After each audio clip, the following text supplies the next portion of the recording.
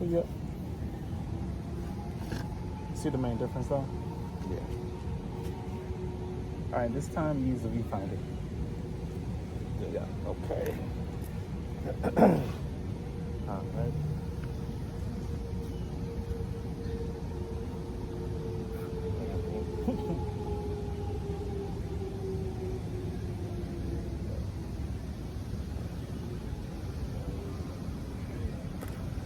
Alright, that's what you got. It's closer to the center. When I looked at it, when I pressed it down. And then you have, of course, my nose, the main point of interest. And you can still see my ear, everything in the back sharpened and focused. And of course, the background is blurred as it should be because the main focus is me. Versus the other one, like when you took my picture. See when you took my face head on. See how the nose is in focus? Mm-hmm. But when I slightly went more back towards the ear, it's more blurred. Yeah, the difference in the aperture. And the aperture really comes in handy, especially when you're doing landscape, because then you really want a really large depth of field. Now, what was told to me was, and I'm trying to make sure I'm understanding it. This is like when it's sunny like this, right? They said at least keep your ISO at 200. Don't Yeah. mess with it. Because like you have the settings right on the what, and you don't really have to add too much of ISO to increase lighting, because I'm just calling it like you're adding fake lighting to your photo, which is basically when the higher your ISO, the more grainier your photo's gonna be. So yeah, perfect scenario, keep it at 100, 200, yeah, don't know higher than that. But if it's a cloudy day and you're trying to take that, they say that's when you put it to 400. Yeah. A lot of times when you do a lot of outdoor setting, you want to just take advantage of the natural light, but not to just limit you just to that. I have seen people who use the flash in an outdoor setting just so kind of make up for the lack of light in certain spots, so they can keep their ISO down and still get what they need from the photo. And then any other adjustments, they can just go to Photoshop and go from there. Okay. All right. So what I was doing was I was always messing around with the ISO as well as the aperture and the speed. But now I know just don't mess with the ISO. Keep it like at 200 for daytime and just. To me, like mess with ISO is like a last resort. Okay. Like, of course, I adjust like everybody else, but I try not to do that because I know I'm adding more grain to the photo. Okay. And then like when you really zoom into the photo, especially when you're using like a post editing software like Lightroom or Photoshop, you're gonna see the grainage when you really zoom into the photo. Okay. Okay. And then like when you have those very expensive cameras with the high megapixels, you want that sharp, because then you can see the real detail. Because you know how you see like these athlete photos that you see for like video games or a cover or something. Yeah. And they can zoom really in and they see like all that little that's what I and all like. that. Yeah. 9 times out of 10 they keep their ISO down, and they have like one of those cameras that have a lot of megapixels. Oh, so it's a camera with the more the mega. Yeah, because like the better. It's like I say it's like a TV screen. The difference between like a regular high definition TV than a 4K is like you're adding a lot more pixels to it. So like that's why you get that really sharp image. Because like with a regular high definition TV, it's still high definition, but when you compare it to a 4K TV, the 4K TV has, I think, maybe a little off, but like 4 times as many pixels as the high definition. So when you add that many more pixels, you'll be able to see the little fine details and more sharpness of that. Because if you zoom into the high definition, or you just get close to the screen of a high definition TV, you'll see it, but it's gonna be a little bit more like, I say like muddy or kind of like slurred. When you go to the 4K, there's the sharp pixels, because there's a lot more pixels into the screen. Oh, okay. All right. So that's the difference in that. So the same thing applies to the camera. Okay. And of course the adjustments and the settings you use. Okay. Okay. So when doing that, you don't necessarily have to use what is it, the light meter. Yeah, what do you mean, like to? When you're oh, taking pictures, say like out, to know what to set your camera on. Yeah, you want in to a use sense. that. You want to use that to a guideline to kind of get an idea of where your lighting is, if it's too dark or overexposed. But at the end of the day, you know exactly what you want to get out of a picture. So the histogram or that little bar that you're talking about is a nice kind of guideline to see where your lighting's at. But after that, you allow your creativity to take off from there to get the shot that you want. Okay. Because let's say, for example, I took a snap, and when I pointed the camera at the subject, the histogram of the camera is saying it's too dark. But I actually wanted that because I want to show a shade on like the person, and it's dark on her face, but that's what I wanted. See what I'm saying? Like, you using that as a guideline, but then after that, it's creativity. Like, what exactly you want out of the shot. Okay. So in other words, you got to know also the tricks as well as the creativity to kind of make what you want. I think that's the other part is I don't know the tricks. This is a second camera to shoot, messing up and all that. And that's when you learn from your mistakes and find quick ways to do things. That's all that when it comes down to. Now here is another great example. If you want to kind of get an idea how to do a landscape, step out there and try to get that kind of scenery. Because you know how like landscape photos look? Yeah. So just go take a snap and see what you get.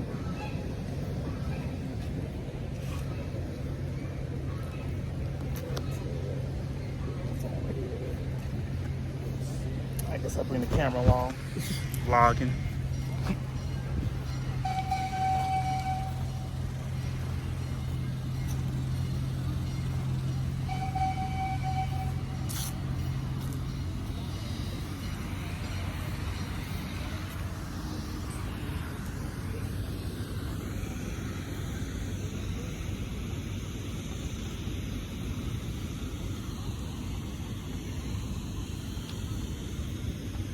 And your camera's in the sun too. The auto white balance should find that, but if you want to manually do it, you can just manually adjust it, the white balance into. On my camera, just hit that, and I just go sunlight. Since your camera's in the sun, Okay. so the colors will look as it should, and then just go from there.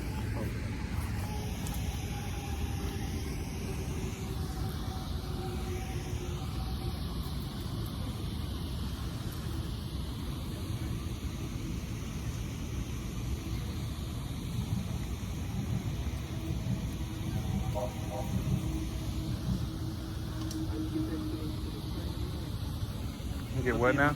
Look through there. You hit the camera, the button that look like a camera. Oh, okay. I've gotten so used to when I press it on mine, it's recording. Well, put like this, like you know how to use both of them after this.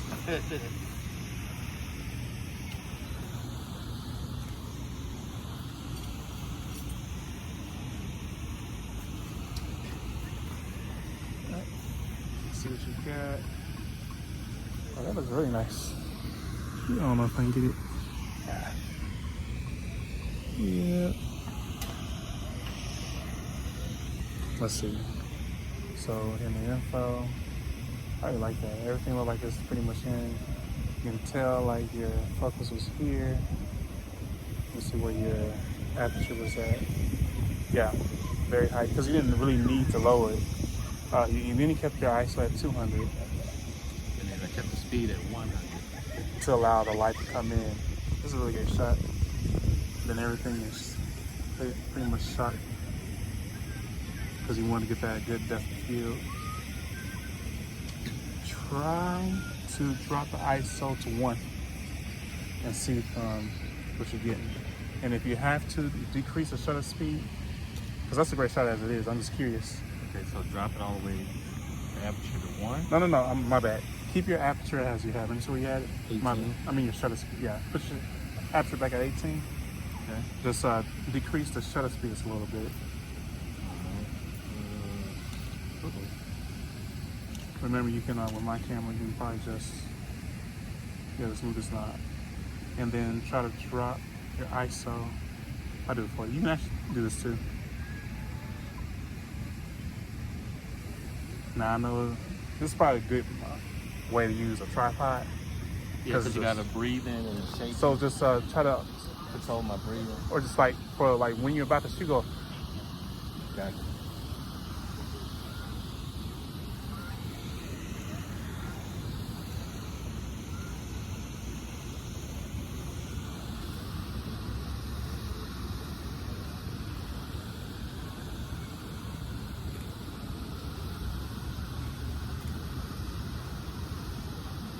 Let's see. It's still really great. And then this time you're able to keep your ISO at 100. So you allow a little bit less, more grainage to get into the photo. Let's see. And then from there you just have fun with post editing from there. And it's in RAW. So you get all the information and details to be able to really have fun with the editing. See, that's my thing, is knowing the right time to reduce the ISO based on what you were saying is what I probably have, I guess, to practice. Yeah. Or to try to trial and error, and like the more you mess with the camera, the more you know. Most of the time when you're in direct sunlight, because the sun is so harsh and bright, you can drop your ISO to 100. Okay. The only problem with that is depending on what you're shooting. Like this is perfect because that's natural lighting and all that. But when you're shooting outside with a person, number one, you're gonna face the issue of their sweating. That's the one thing, especially with women. And now you may have the issue of the light with them being on them, maybe too harsh. Because like, let's say if it's like around this time and the sun's right on them, which it will light them up. But now it seems like, hey, why is my hair so shiny? Right. You know, some people be like that. So they say like the best time to shoot, which I know it's not gonna work for everybody, like either early morning or late evening. That's what he was saying. Yeah, because the sun is not just here I am. Now, do you use? You talking about those reflectors? Yes. The bounce light? Yeah, and that's when really good when you have a partner, because like you have like a, you know, we can bounce the light from wherever back onto them to get what you need. Okay. All right. Because I know I have one of the reflectors, but I have it. It's kind of hard to do by yourself. Well, I have it where it's on the stand and yeah. it's a clip. Oh, that works. And you can, I got it on Amazon, so it's like I can put it wherever and kind of tell it to stay there. So I was wondering, was that good for me to get? Yep, and that's good because, you know, most of the time when it comes to reflectors, you have the white one or the gold one. Yeah. Yeah, I think this one is like the silver and the black. Black. Okay. Okay, so I need to remember last resort is always going to be ISO, but keep it at 200, the daytime shot. Now, at nighttime shot, oh, you're in a whole nother element. Yeah, I'm about to say, then what would be the ISO to maintain that, since you, like you saying, in the evening time? Nighttime shooting is a little bit more challenging because most of the time when it comes to that, Using stars for lighting. yes, which is true. And a lot of times that's when you're going to end up using, unless, depending on the situation, let's say if it's like a nighttime shoot, somebody, you know, have a birthday cake, you want to keep that mood for that. But a good chunk of the time you may have to use a flash to kind of make up for the lack of lighting in certain areas. Well, I know I'll need help in understanding how to do the lighting, because I'm trying to mirror to how the camera set and make sure the picture come out. I get so confused. You have to use some extra lighting to help fit whatever you need and subject, you know, to be lit up. A lot of times, and I have people confused when I tell them this, like, you know how like you have Batman, you have all them dark scenes and all that much more. Right. And I tell people, they actually lit up that whole area, like to the max. And when I tell people that, they're like, no, there's no way. Yeah, they had to. Because it don't look like that because they did a lot of post work and all that much more in their lens. But on the studio, and I showed some people behind the scenes, they had that whole scene area lit up with lights everywhere. It just looks dark. Wow. But they have to light this area out. Just imagine them like, all right, we're gonna shoot this movie scene with Batman. Keep our lights back in the truck. Let's shoot. I can't see him. So what they have to do, they have to light out the whole area so you can actually see the actors, but it don't look like it's like forced. It looks natural. Oh, So it's like techniques and that. So it looked like natural lighting, but they had a whole area lit up, and then of course you go into your editing software and do whatever extra edits. So it looks like it was nighttime at that time. right. That's dope. You make me jealous. I want my camera herd to get back. But you learn a lot, right? Yeah, because it's like I said, I when I took the class, I started understanding and getting it logically what he was teaching, but applying the application, I wasn't getting it. You can teach all day in the classroom, but nothing really happens. See how you go shoot. Right. It's like I think you hear athletes talk about this all the time. It's like, oh yeah, I can look at all YouTube videos of how to shoot a free throw until I actually get on the court and put the basketball in my hand and start shooting it. Right. So I think that's what, like you showing and helping me understanding. I have a better understanding of the knowledge and the application starting to come together, knowing now what I need to practice on, what I need to look for. Yeah. Going out there taking pictures and hoping I'm doing it right. And trying to read. You want to make all your mistakes before you even mess to get to the climb. Yeah, and I'm reading the digital photography magazines, trying to figure out How they got this. how they got the pictures and stuff like that. So,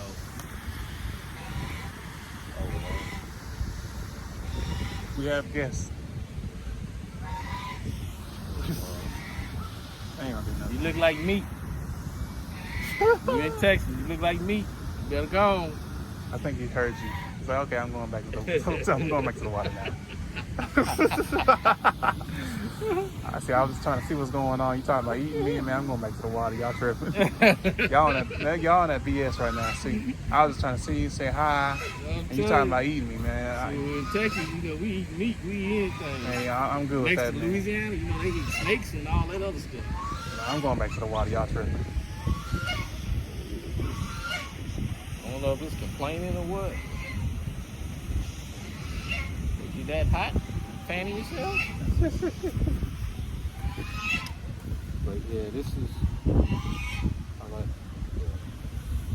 When my camera gets back, I like to try to get with you again